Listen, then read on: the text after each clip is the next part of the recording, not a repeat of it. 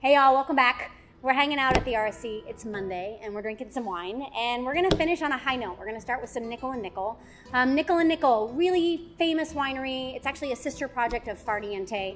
And the cool fun fact about this bottle is that Nickel and Nickel, regardless of what it says on the label, is 100% the varietal stated and 100% the vineyard stated. So you know, no matter which vineyard or varietal it says, it's 100% of each, which is really cool and kind of a quality statement. So super exciting. But let's get into the glass and take a look.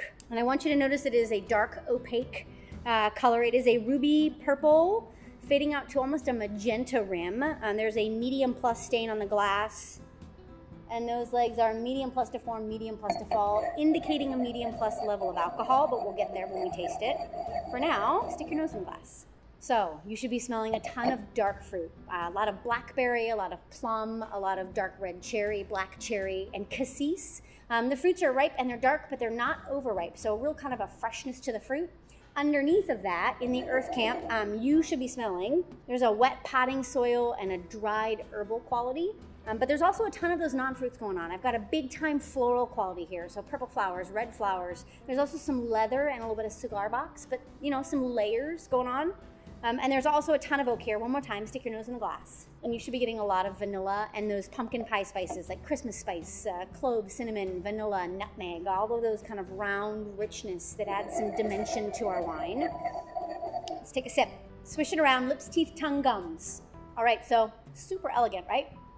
There's a juicy, ripe quality to the wine, but it's not overripe at all. And the fruit's kind of gone like from black, hedging with some red. I mean, I get red and black cherry, red and black plum. I get a little bit of blackberry. There's that cassis there. There's almost a little bit of pomegranate, pardon me. There's an acid quality to the fruit. It's got a really nice tartness to it that balances out the ripe.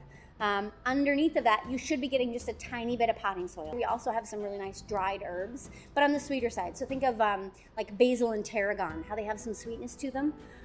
Non-fruit, still a little tiny bit of soft leather. There's a little bit of cigar box here, pardon me. And then there's also that really nice floral quality, right? So we have purple flowers, we have red flowers, and then all of that is wrapped up in the really nice, rich oak spices. So you've got vanilla, and then you've got all those pumpkin pie Christmas spices with the cinnamon and the nutmeg and the cloves. So really a wine with a lot of depth, right? We've got a lot of layers going on.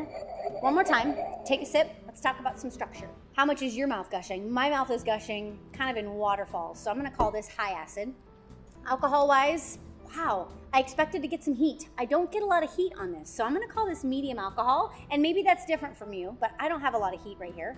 And then tannin, how much tannins, how much dryness do you have across your tongue? And I'm at a medium plus. I've got some dryness. It's not overwhelming. It's not cotton balls, but I do have some dryness. So medium plus on the tannin side. So we've got two medium, pardon me. We have a medium plus, and we have a high. We take those, we add them together, and we divide by 3, and it leaves us with the common denominator of medium plus. So medium plus bodied wine, gonna pair with some medium plus bodied foods.